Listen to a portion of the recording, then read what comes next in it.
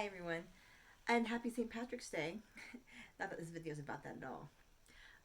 As you saw from the thing, this is my um, birth vlog, I guess. Telling you about like everything that's happened. So let's get into it, I guess. Mind her, she's here and she's sleeping. She was up all night, so that was a fun adventure last night for me and my husband. Anyway, so on February 21st, I was scheduled to come in at 7 p.m., me and my husband, to be induced. So that morning, my mom came in. I dropped off my oldest at, with her dad, and we ran in some errands to get stuff ready, made sure my hospital bag was packed, everything I needed, and waited for my husband to go home from work. He about 5:30, the hospital called and said they have no room for me right now, but to just kind of be on standby. And I was like first on the list because I am high risk, I guess, because of the gestational diabetes I had. So they said I'm top of the list, so they'll call me, to either call by 10 o'clock, which is crazy, or 8 o'clock or 10 o'clock, 10 o'clock p.m., or they'll call me. So I told my husband to not rush home because, we have to wait.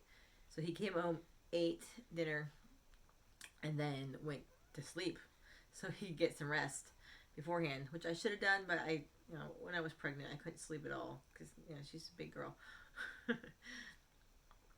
So they called actually at 8 o'clock and said, we have a spot for you, come right now. So I said goodbye to my mom. She was watching the dogs and just kind of on standby because they let two people in at the hospital at the same time. And we went to the hospital. But when the time we got there, the main door was closed. We had to go through the emergency entrance. And we told them that we were scheduled to be induced. So they brought us through a back door. We had to walk like a long way to the labor and delivery department. We got there. We had to sit down and fill out paperwork and all that stuff. And then they put us in a room. And we were sad to see that there's only like a chair for him to sleep in. It folds out into a bed, but it's really crappy, so it was like a cot. So that kind of sucked for him. And anyway, they gave me a gown to put on, so I went in the bathroom to put it on, but it was like a puzzle because it was like wasn't snapped together or anything. So I was kind of like in the bathroom, nothing on but this thing that was sort of putting on. So when I heard the nurse, I was like, kind of poked my head out of the bathroom. I was like, help. She laughed. She said that was normal. Nobody could figure out this crazy thing. What is it saying? Storage. No, okay. I can't talk very long. I need to delete some stuff. I might take a break in a second and then continue. So I'll do the first half and then I'll continue. What was I gonna say? Then they put me in bed. The first nurse came in to give me my IV, but she couldn't find my vein, so they had a second one come in, and she poked me, and it really hurt really bad. She did it in my wrist, and then I was like, okay, it's done. And she was like, actually, I missed. I was like, you missed? So they got someone that was actually knew what they're doing, and they gave me my IV in my hand, which I hated so much, but it worked, and it was just very painful. And then they did their COVID tests. They only did it on me, not my husband, which is weird because he's allowed to come and go. I think they were doing it on both of us. I mean, I'm not sick. I never was. I never got COVID once. So I wasn't worried at all. So they did that, and then we just had to sit and wait for like an hour until the results came back. And then once they came back, they told us the options that they're going to give us thing called Cerviquil, which is like, they say it's like the size of a pill that it has like it's almost like a tampon too, and they stick up on me into my cervix, and so they did that, and it was so painful. It was not fun at all. That started my contractions. So 1 second, I'm gonna delete some stuff, and I'm back. Okay, as I was saying, that Cerviquil, it started me having contractions, and it was not fun. But they said I had to be in there for 10 hours, and at that point it was about 9 o'clock. Maybe it was 10. So yeah, it was about 10 something. So I had to wait till like 10:45 until in the morning for them to take it out. And in between that, so they just said to just rest and get some rest. And I don't know how you're supposed to do that when you're feeling like crap like that. And in the meantime, my husband was trying to make his little nest on the side, trying to sleep too. But I was like in pain, so he felt bad for me that I couldn't sleep. And they still came in every few hours to prick my finger, every 4 hours to prick my finger, because of my gestational diabetes, to check my levels and checking my heart rate, because I had like slightly elevated blood pressure the whole pregnancy too. I still do a tiny bit, but it's not too concerning. They checked me yesterday, and I was pretty much okay. So how can you sleep when you're getting your finger poked all the time? And in the meantime, I haven't ate anything since 5 o'clock that night before. So by morning, I was feeling like crap, and I was like, well, surely this is gonna I'm gonna be progressed something. So a nurse came in, and she checked me, but she had a hard time checking me. I don't know why. So it was very painful for her to check me. And she said, I think you're at a 3. And I was like, okay, that's something. That's good. So they called my doctor. And, before that, like, they offered me an epidural, but I said I wanted to wait a little bit longer until this thing is out of me. So that's when she checked me. And she called my doctor and told her that I was at a 3. And they're like, okay, good. Let me, you could get an epidural now if you want, and then we're going to come and break your water. I was like, oh, wow, that's progressing quickly. That's awesome. So the doctor came. They gave me the epidural first before she came, I believe. And that helped my pain so much. That was amazing. Then my husband was supposed to be holding my hand during it. He was in the corner just watching. And then some male nurse, I was holding his hand, but he was so sweet and so helpful, keeping me calm through that. Because it didn't really hurt at all. The epidural, it was just a little bit shocking at first, because it makes your like nervous system. It's almost like getting, when I got whatever this is called. I don't have pregnancy brain anymore. Anyway, when I got those little needles all over you. Anyway, sometimes they hit a nerve and it makes your body shake. That's what that was like. Anyway, I got that and I felt so much better. And then my doctor came in, probably about 1-ish, after they took the cervical out. And she checked me, and I was only at a 1 still. Because I came in at a 1, half a centimeter to a 1. And I was still a 1. So she was angry at the nurse for getting my hopes up and telling me this. So she was like, so we could put cervical in again and wait in there 10 hours. And I was like, I don't want to wait in there 10 hours. Especially I wanted her birthday to be on the day it was, which was 2/22/22. And it wouldn't be if we had to wait longer. So she said, well, I have this pill that you put in your mouth and it dissolves, and that could help progress it too. So I tried that. It was only supposed to be like an hour. It did nothing. It was just dumb. I don't know what the point of it felt like. She was just giving me a placebo or something, just so she can pressure me to get a C-section, because that's what she offered.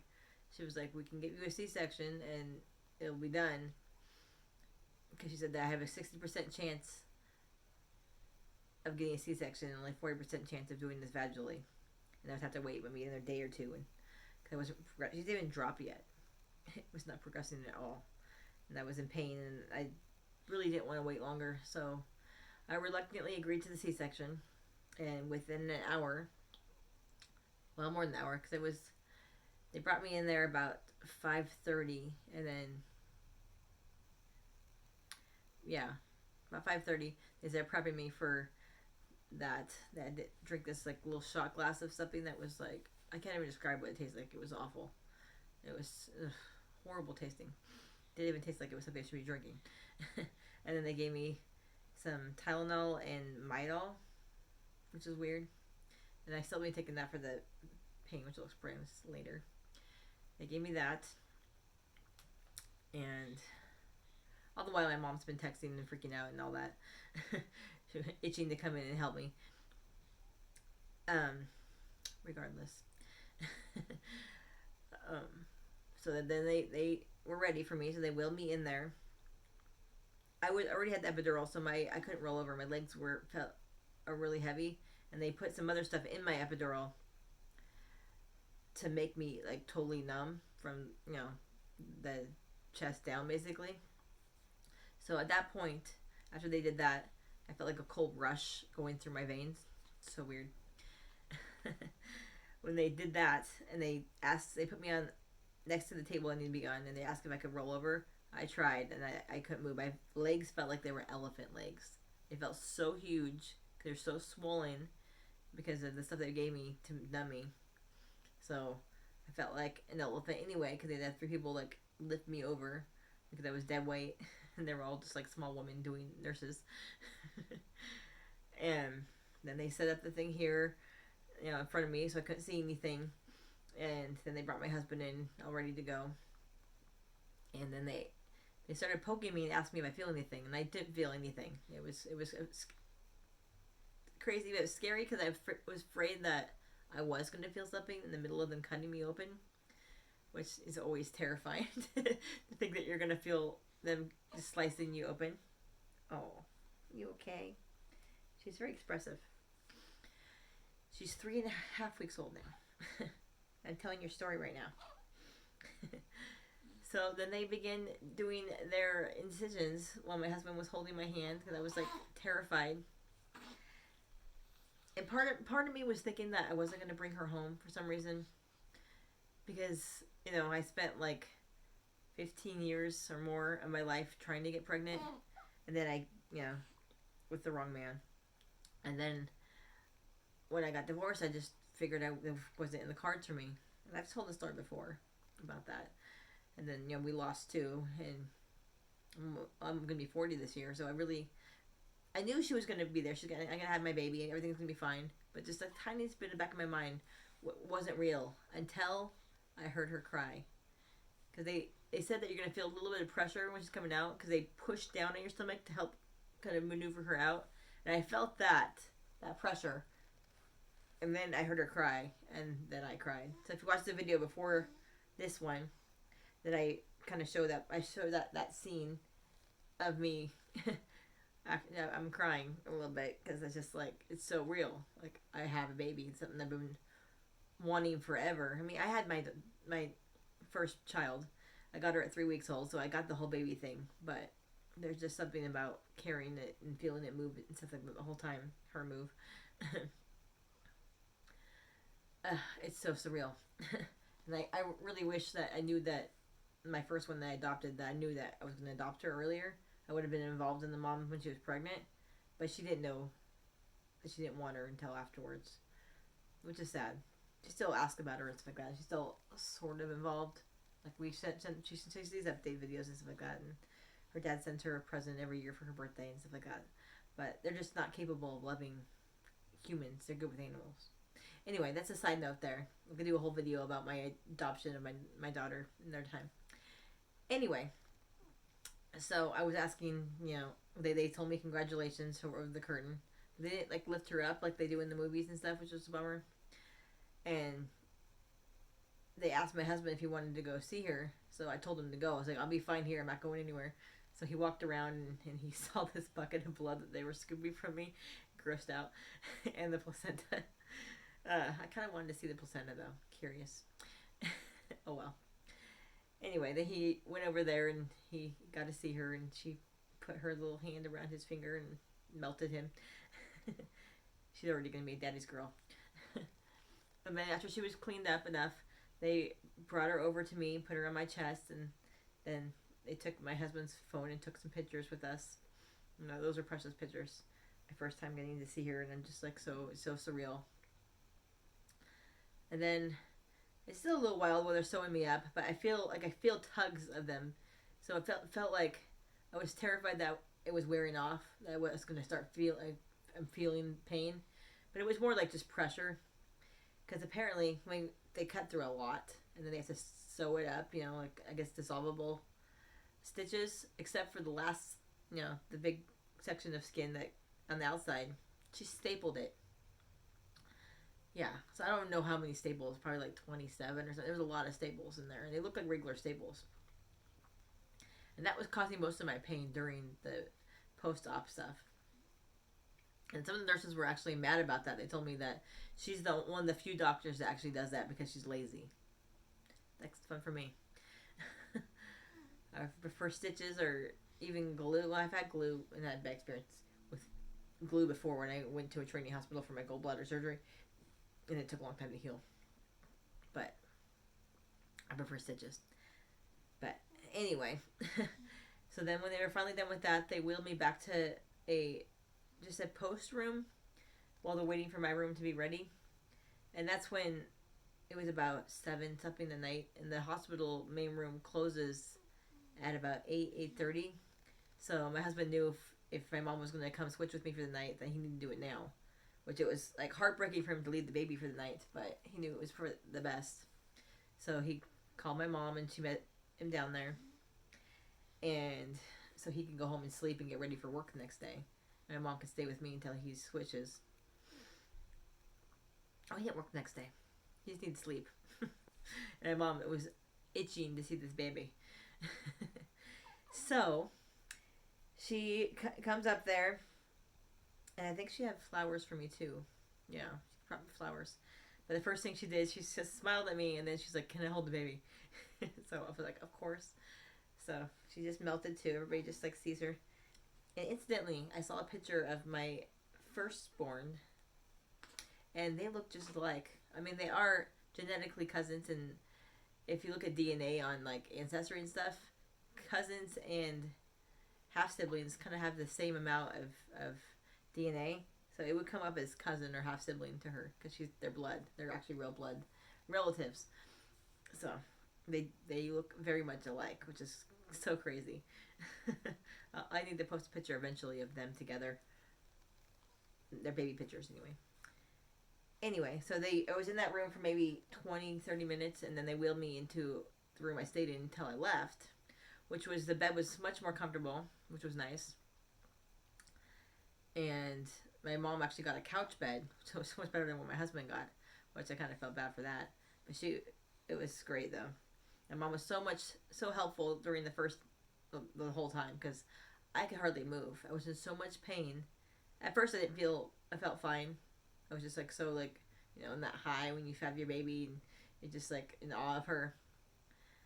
But I couldn't move one thing because my legs were still elephant legs. It took like almost 24 hours until the swelling went down, and it took 2 weeks till the swelling went down on my feet. I had like swollen feet for 2 weeks even when I got home.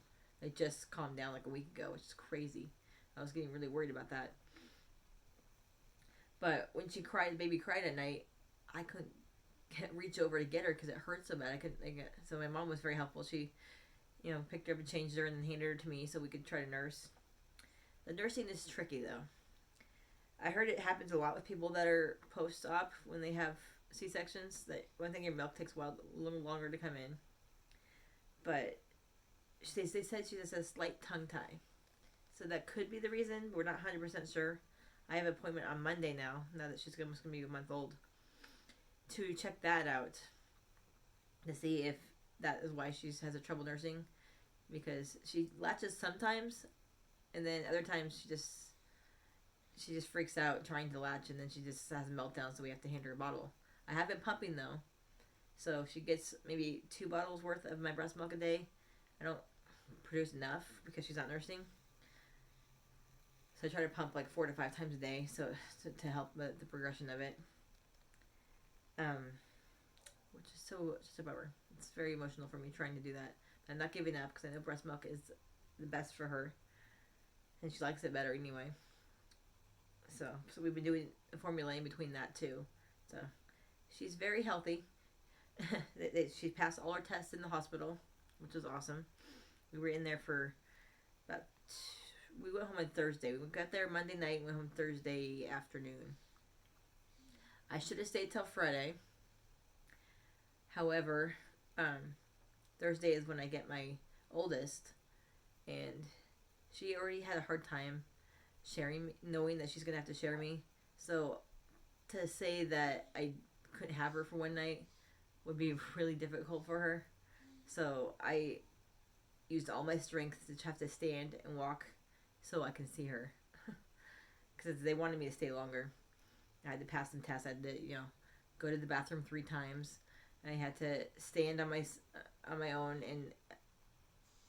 and take all my meds and stuff like that. So I did. So I was able to pass to go home. But I really should have stayed in their time because it was really hard. And then that first night when I got home after I dropped my daughter back off, I'm not supposed to drive either for 3 weeks, 2 weeks, 2 weeks. But I had no choice. And my mom drove while she was here, but she stayed for a week, and then when she went back, that was I had to drive myself, and I had to drive from my house to Round Rock, which is about an hour drive for me, which is really hard when your stomach feels like it's gonna fall out. So, but I did it for her. I'll do anything for that child. But I didn't get any sleep in the hospital because it seems like every hour they're either poking and prodding me or the baby. So, three days with no sleep, I was a zombified, but I still wanted to be with the baby. So my mom forced me when I got home that night. She said she's gonna take the baby for at least 4 hours first half of the night, and I need to sleep. I was crying because I didn't want. I was so delirious and everything was making me cry because my hormones were everywhere, and my husband agreed I need sleep because I didn't get any, and it was just everything going on. I was just very emotional. So I reluctantly stood up and I almost passed out because I was so dizzy. So I don't even remember falling asleep. But I did. I slept for four and a half hours, I think, and then I took the baby so my mom could sleep, and that was a godsend. It was so helpful. I cried when my mom left the following Monday, but my dad needs her too, so I can't be selfish. But it was just scary because my husband went back to work, and it was just me and the baby, and I could barely walk because I was in so much pain. So that was rough. But now it is almost a month post-op. Tuesday will be a month.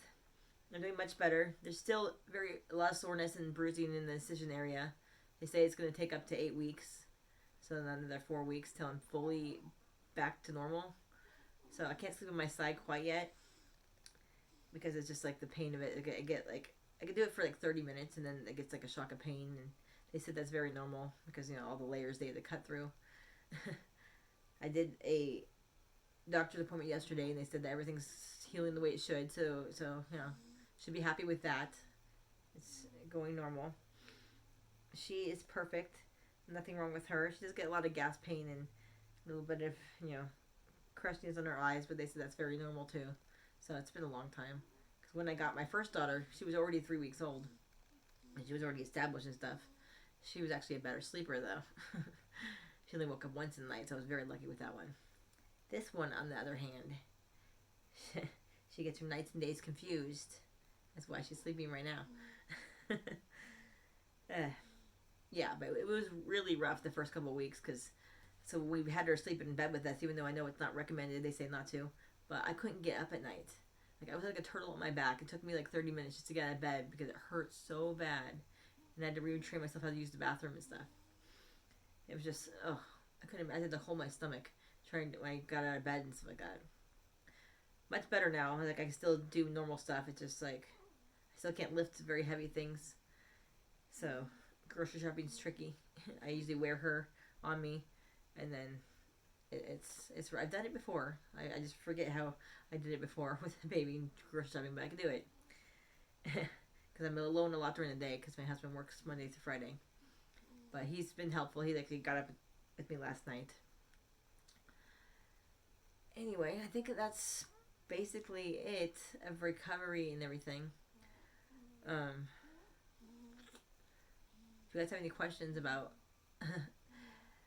C-sections and stuff, if you're planning on getting one or you think you might have to get one, I'm happy to answer any questions about that because it was a lot different than I thought it was going to be because I've had my appendix out, I had my gallbladder out, I've had laparoscopy surgery to work on my uterus, so I have scars all over my belly. I should be so I'm not worried about that, but it's just this is the biggest major surgery I've ever gotten, and recovery is a lot tougher than I thought it was going to be. But I'm happy that she's here and she's healthy, and I probably would have had a C-section regardless because she was very comfortable in there not wanting to come out. And she was already 8 pounds, 3 ounces when she came out at 37 and a half weeks. So, she was a big baby. But so beautiful. She's wearing, let me show you, her little St. Patrick's Day outfit. And today, Thursday, is spring break for most people, and for Sherwood Forest Fair. They are allowing people to start camping tonight, noon, until Monday morning, because they have a 3-day weekend now for Sherwood, Friday, Saturday, and Sunday. So if you can go support them, go do that. I really want to, but I'm just, like I said, I'm still healing, and it's not safe to bring baby out in crowded areas. You know, going to the grocery store is hard enough. I just have to stay away from people. So we're definitely going to try to go to Celtic, even though it's going to be hot. So probably only just going to go for a few hours. But I want to get her some kind of plaid outfit to wear. And yeah, so thanks for watching. Like I said, if you have any questions about my recovery or my surgery, the whole experience, let me know in the comments below. Don't forget to like and subscribe for more baby updates. And eventually back to Sherwood too, to do all that. And yeah, see you guys later. Bye.